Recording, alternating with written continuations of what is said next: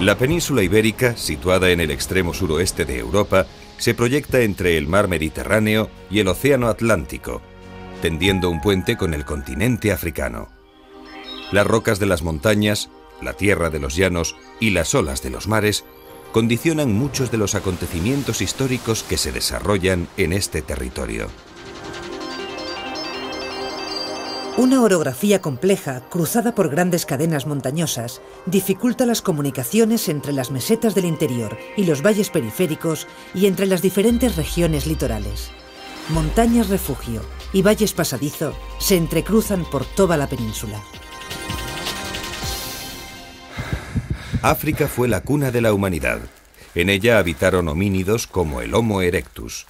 Aproximadamente hace 1 millón de años, otro homínido llega a la península procedente de África Oriental. Es el Homo antecesor, antepasado del Homo heidelbergensis, del cual procede el neandertal. Hace unos 40.000 años, una nueva oleada procedente del sur de África llega a la península y sustituye a sus antiguos congéneres. Todos los seres humanos son descendientes de esta oleada. Se trata del Homo sapiens sapiens, conocido como el hombre de Cromañón. En la gran dolina de Atapuerca se han encontrado los restos del denominado Homo antecesor, quizá los más antiguos de Europa. La disposición de los restos del Homo heidelbergensis, hallados en la cima de los huesos de Atapuerca, sugiere la existencia de rituales funerarios y tal vez de creencias asociadas a las fuerzas de la naturaleza. El prodigioso dominio del fuego da una considerable ventaja a este grupo de mamíferos sobre las demás especies. El fuego posiblemente sea de los descubrimientos más importantes que se han producido en la evolución humana. Es un descubrimiento reciente para nosotros, tiene aproximadamente unos 500.000 años. Las pruebas más antiguas de fuego de hogares que tenemos están en Europa. Posiblemente fue el Homo heidelbergensis que vivió, por ejemplo, en la Gran Dolina, en el nivel 10, el que lo inventaron.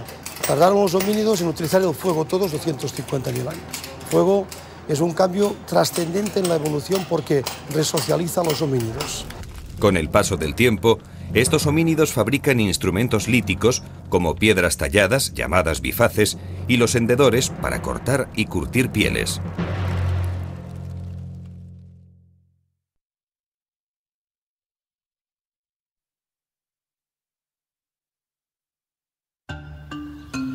El sílex es uno de los materiales más determinantes de la prehistoria.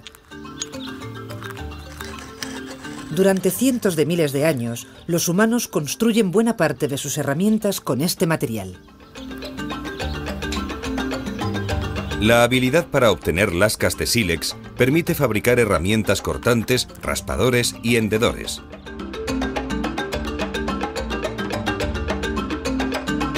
Incluso miles de años después, las herramientas de sílex siguen acompañando a los humanos en los primeros pasos de la agricultura. Con troncos curvados, resinas calentadas y lascas de sílex, fabrican hoces para segar los primeros cereales domésticos.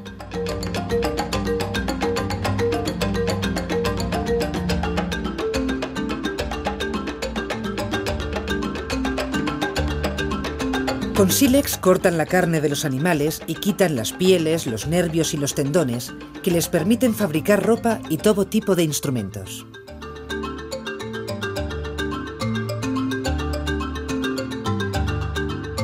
Con las lascas de sílex y los troncos hendidos, fabrican raspadores para limpiar las pieles, con los que eliminan todos los restos orgánicos adheridos a ellas.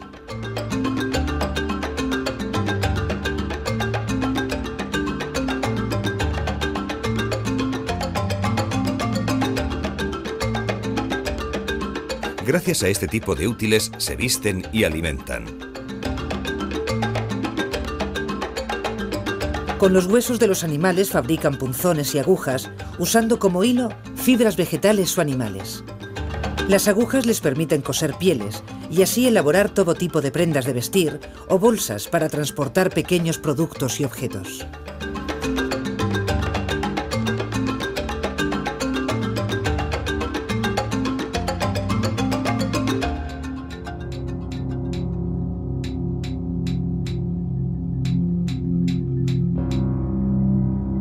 El dominio del fuego constituye tal vez el mayor éxito de la especie humana, por lo que exige algunos cientos de miles de años de experimentación.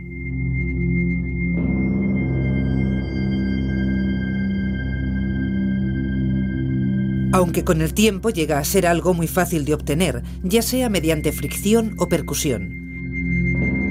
El fuego permite continuar teniendo luz cuando no hay luz natural. Permite utilizar el fuego para calentarse, permite utilizar el fuego como lugar de reunión, permite desarrollar el aprendizaje en las sociedades humanas. Por lo tanto, el fuego representa la adquisición más importante de la evolución. Antes, los primates, cuando llegaba la noche, somos primates visuales, no cazamos de noche, vivimos de día, pues se fragmentaba y se rompía esta cohesión que durante la caza, que durante la recolección se puede producir.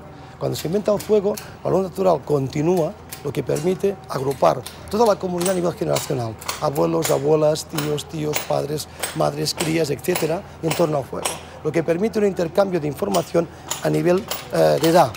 Y eso hace que se aprendan nuevos conceptos, incluso que se perfeccione el lenguaje, pero el uso fundamental es que es una adquisición que resocializa, porque somos los únicos primates que somos capaces de producirlo.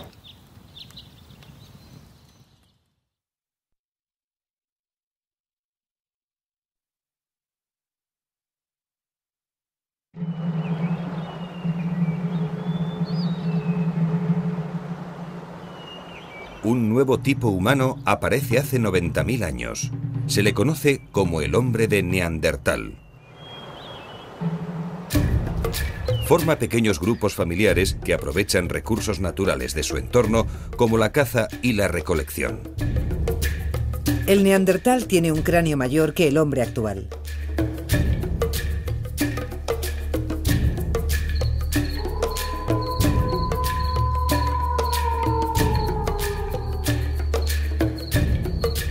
En función de la estación del año y la presencia de animales de caza, aprovechan grandes cuevas y pequeñas construcciones vegetales para dormir y cocinar.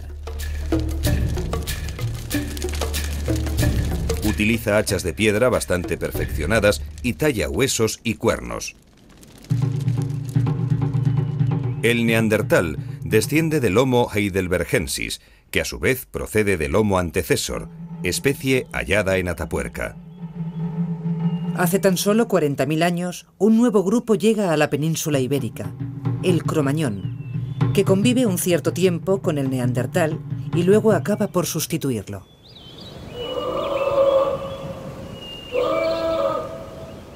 El género Homo es un género que, como conoce la mayoría de la gente, está compuesto de diversas especies. Especies que emergieron en África, como el Homo habilis, los más antiguos talladores de piedra de la historia, pero que ahora muy recientemente se han encontrado otros homínidos que aún desconocemos exactamente la especie, en Dmanisi, en Asia. La evolución no es tan sencilla ni tan lineal como hasta ahora parecía. Es un árbol con muchas ramificaciones. Por ejemplo, nosotros, el Homo sapiens, procedemos de África hace 120.000 años, pero en el mismo tiempo evoluciona en Europa el hombre de Neandertal. Nosotros pensamos que en común Homo sapiens y Homo de Neandertal tienen el que descubrimos justo aquí abajo en este yacimiento, el Homo antecessor. Entre el Homo antecessor y el Neandertal está el Homo heidelbergensis. Y en Asia vivía el Homo erectus. Por lo tanto, es un gran árbol con un tronco muy grande, con muchas ramas, de las que solo una rama ha llegado hasta ahora. Esta rama somos nosotros. El aumento de la capacidad craneal ha acompañado la evolución de la especie humana. Sin embargo, en esta comparación, se puede observar cómo la capacidad craneal del Cromañón es mayor que la del Erectus, aunque inferior a la del Neandertal.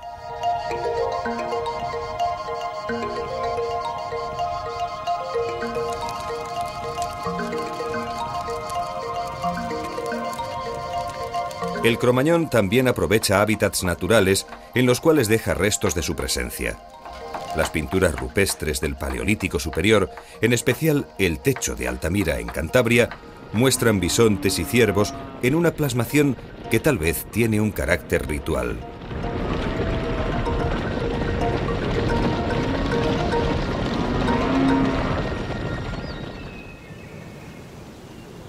Para dibujar el perfil de una mano, soplan un canuto lleno de tinte sobre la mano apoyada en la roca.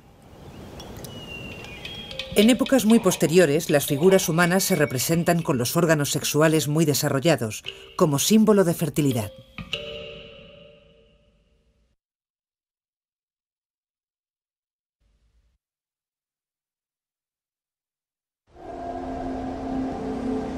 Hace unos 10.000 años, en algunas regiones de la Tierra, se inicia la domesticación de animales y el cultivo de plantas. Esta revolución agrícola llega a la península ibérica desde Oriente Medio. Sin duda, constituye uno de los acontecimientos más decisivos de la historia, y es el elemento que caracteriza un nuevo periodo histórico, el Neolítico. Durante este periodo, las comunidades humanas producen más alimentos, se convierten en sedentarias y su organización social se vuelve más compleja.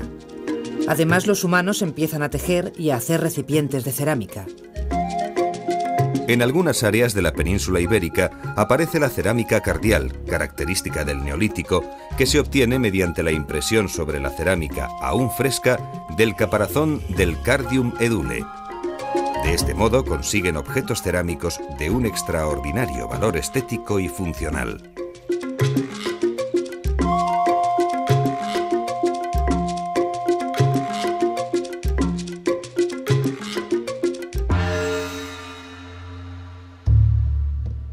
En la península ibérica, los hombres de fines del Neolítico construyen sus primeros monumentos funerarios, yuxtaponiendo enormes piedras. Es lo que se conoce como arte megalítico, del que son ejemplo los dólmenes del norte de la península. Más tarde, ya en la Edad de los Metales, se construyen las taulas, los talayots y las navetas de las Baleares. Una de las más famosas es la naveta das Tudons, en la isla de Menorca.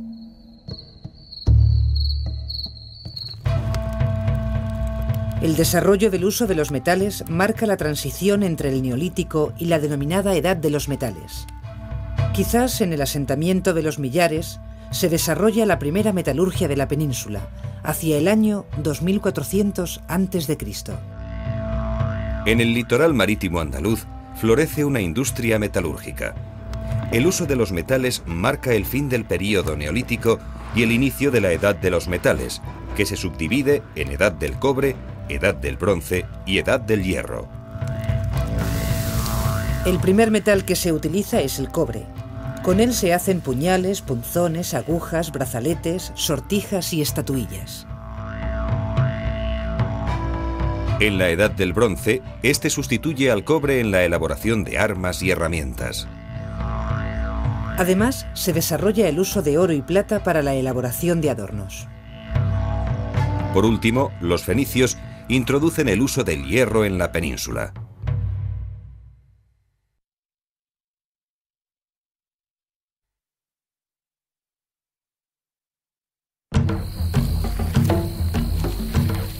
En la región europea de los Alpes aparece y se desarrolla una nueva cultura de raíz indoeuropea, que da lugar a los pueblos célticos. Alrededor de 1000 a.C., elementos célticos se expanden por toda Europa occidental y dan origen a diferentes comunidades, gálatas, galos, gaélicos, etc., a quienes los griegos denominan keltois.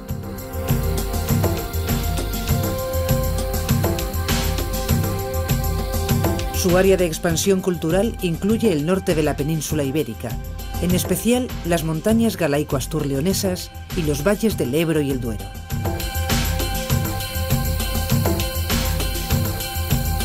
Es posible que pequeños grupos familiares lleguen a estos lugares y se fundan con las poblaciones locales.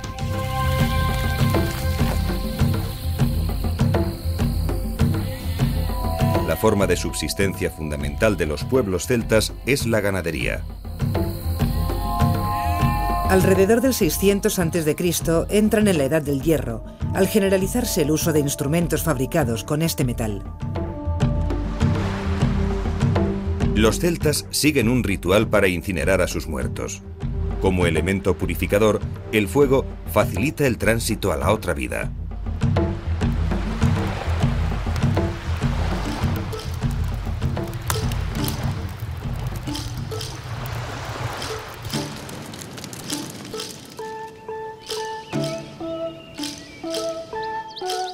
Viven en poblados fortificados, en cuyo interior se halla un pequeño número de viviendas que pueden ser de planta circular, construidas con piedras y ramas.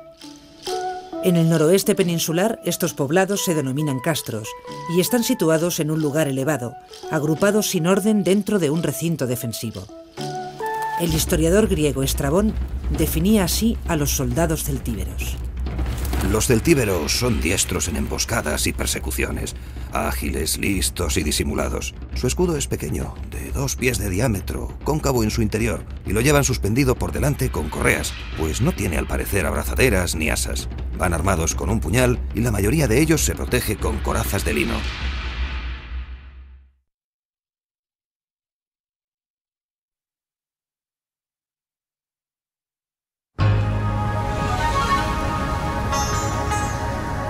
Los fenicios habitaban las costas del Mediterráneo oriental. Era un pueblo de comerciantes que buscaba nuevos mercados y materias primas a lo largo de toda la cuenca mediterránea.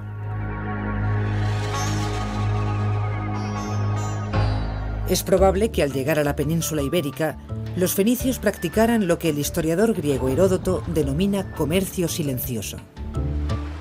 Desembarcan en una bahía resguardada o en algún puerto natural próximo a un poblado indígena. En un pequeño bote se acercan a la orilla y depositan sus mercaderías: sedas, madera de cedro, figurillas de marfil, especias, etc. Luego se retiran, a la espera de que los nativos se acerquen a curiosear. Si las cantidades de oro y plata que les dejan a cambio les parecen suficientes, vuelven para recoger el metal y continuar los intercambios.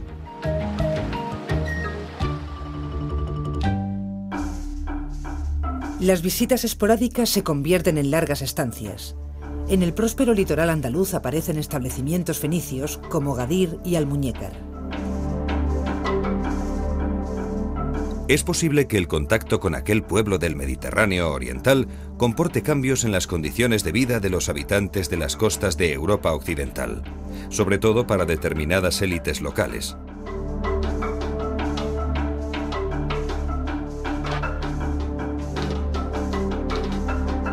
Algunos poblados indígenas se transforman en pequeños núcleos urbanos debido al estímulo del comercio. Los fenicios ofrecen tejidos de calidad y a cambio, en las costas meridionales de la península, adquieren metales y aceite. Estas actividades económicas refuerzan las diferencias sociales en el seno de los grupos ibéricos, como se aprecia en sus restos funerarios. Los fenicios introducen el hierro y la escritura, pero es probable que también el torno alfarero y una técnica más depurada de la orfebrería. Los hallazgos del yacimiento tartesio del Carambolo, en las afueras de Sevilla, ilustran esta destreza. El tesoro consta de 21 joyas de oro de excelente calidad, con un delicado trabajo de filigrana y granulado.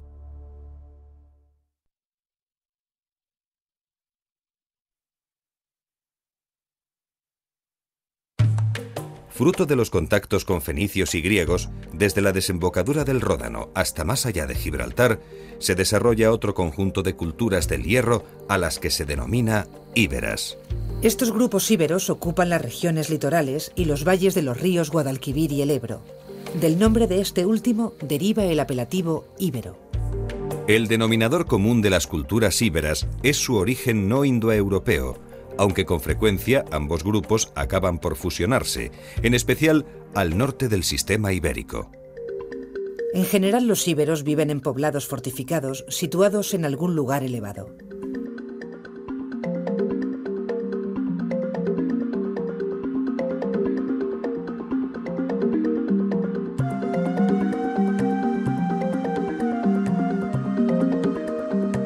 Alrededor de dicho poblado cultivan el trigo, la viña y el olivo, y se dedican a la cría de cerdos, cabras y ovejas. Es probable que en algunas zonas del Levante peninsular lleguen a crear pequeños huertos irrigados. Los contactos comerciales con fenicios, griegos y cartagineses impulsan el desarrollo de la artesanía y algunos poblados llegan a convertirse en pequeñas ciudades con varios cientos de habitantes. En muchos aspectos, los íberos desarrollan una vida urbana bastante similar a la de los pueblos más avanzados de la época.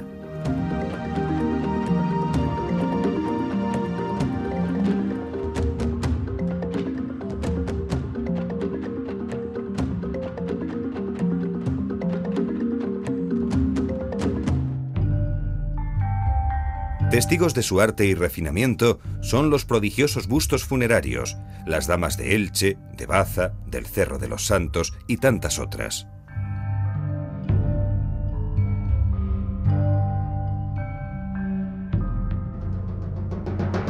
La principal arma de guerra de los íberos es una espada corta de hoja curva llamada falcata. El historiador Estrabón relata con admiración lo que denomina devotio ibérica, es decir, vínculos de fidelidad personal entre los jefes y los guerreros que pueden conducir al sacrificio personal siguiendo al jefe. El historiador helénico Diodoro de Sicilia describe a los soldados íberos con estas palabras. Los íberos tienen infantes que destacan por su valor y capacidad de sufrimiento. Van vestidos con ásperas capas cuya lana recuerda al fieltro. Llevan escudos ligeros, menos los de vanguardia, que son grandes y redondos como un aspis griego.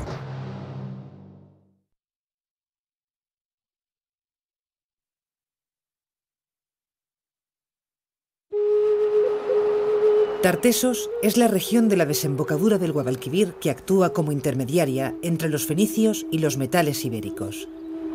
Para la fabricación del bronce, aleación de cobre y estaño, Tartesos desempeña un papel fundamental. Por una parte produce cobre en la zona de Río Tinto y por la otra está situado en la vía marítima que permite acceder al estaño del norte de Europa. En la época ibérica, esta región se denomina Turdetania. Los turdetanos son famosos por sus lanas, con las que elaboran tejidos de excelente calidad.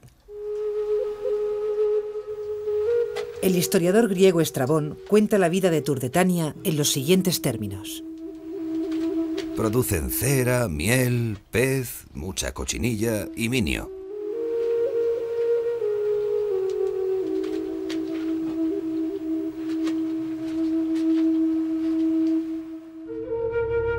Construyen allí mismo sus navíos con madera del país.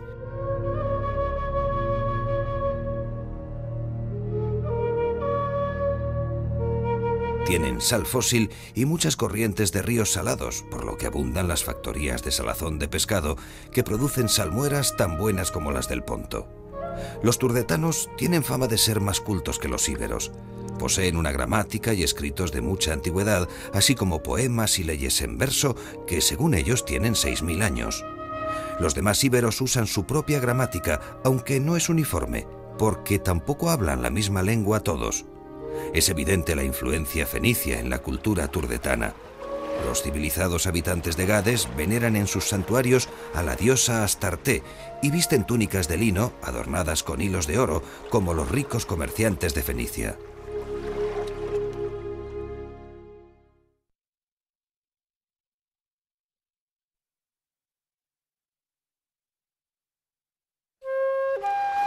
La colonización griega de la península ibérica empieza un poco más tarde que la fenicia.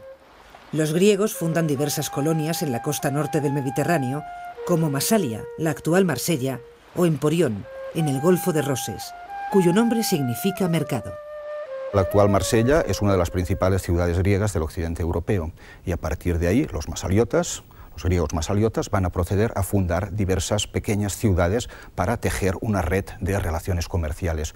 Una de esas ciudades va a ser Ampurias, que significa en griego mercado, que va a ser en principio la ciudad más occidental del mundo griego en todos sus referentes culturales. Ampurias se funda aproximadamente a principios del siglo VI antes de nuestra era. El origen de la ciudad de Ampurias se encuentra en una antigua isla en la actualidad unida a la costa. El primer asentamiento griego en las costas del Ampurdán se realiza en el islote o tómbolo de San Martín de Ampurias. Ahí se sitúan, según la tradición, según las fuentes y parece ser según las últimas evidencias arqueológicas, los primeros asentamientos griegos. Tiempo después fundan una ciudad nueva en tierra firme. Dicha ciudad sigue los cánones de la arquitectura helenística, con calles rectas que se cruzan en ángulo recto. En el centro de la ciudad se encuentra el ágora, la plaza principal.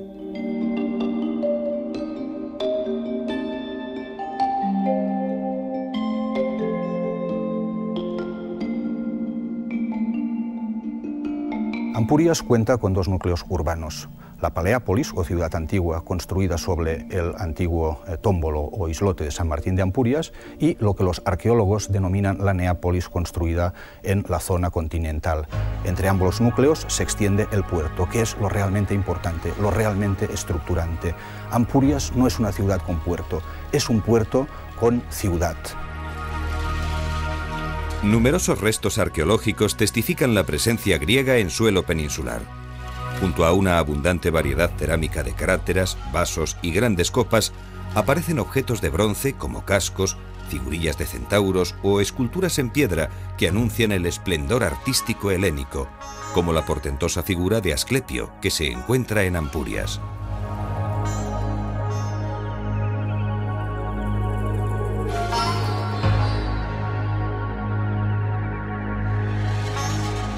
También de esa ciudad son célebres las acuñaciones de moneda de plata, símbolo de la riqueza y prestigio de esta colonia. Para llegar al esplendor de Ampurias, habrá sido necesario un lento e imparable desarrollo cultural que empieza con la llegada a la península de los primeros homínidos, hace casi 1 millón de años.